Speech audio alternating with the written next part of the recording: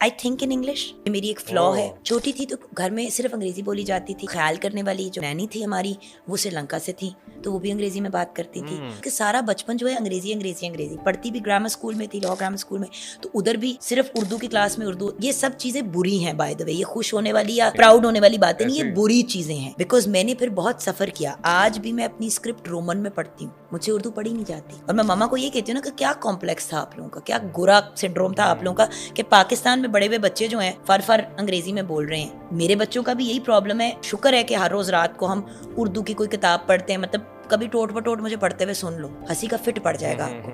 But the fact is कोशिश है. लेकिन आप अपने बच्चों को स्पेशल एफर्ट कर रही हैं उर्दू सिखाने के लिए. जी अल्लाह का शुक्र है कि अब स्कूलों में ये वाला प्रॉब्लम नहीं है ना, ओनली स्पीक इन इंग्लिश. जी जी.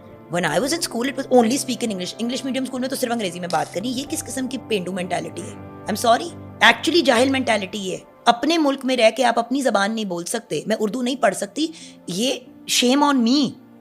ये कोई प्राउड होने वाली बात नहीं है. लोग कहते हैं I can't read in Urdu, ये बहुत शर्मिंदगी की बात है. वो सारे लोग जो बच्चों को इंग्लिश मीडियम स्कूलों में डालते हैं और उनको उर्दू नहीं सिखाते, गलत बात है. जिस मुल्क से वाबस्ता हो उस मुल्क की जबान बोलनी तो सीखो. अभी जितना बोल लेती हूँ, thank you to Pakistan television network. तलफ़ुज़ सिखाना, गाइड करना, ये पीटीवी ने मुझे सिखाया है. वरना जब मैंने पीटीवी ज्वाइन किया था तो मैं तो नाक में मक्खी नहीं बैठने देती. मैं कहता हूँ दिस पीटीवी मेंटालिटी. मेरे बॉस कैसे शरीफ साहब ने, जो मेरे हमारे जनरल मैनेजर हैं, कैसे साहब ने मुझे, उस वक्त तो प्रोड्यूसर थे, अब तो माशाल्लाह जनरल मैनेजर लाहौर सेंटर के, turn to me and he said, ये जो पीटीवी मेंटालिटी को बुरा कह रही हो ना, यही तुम्हारी ग्रूमिंग करेगा.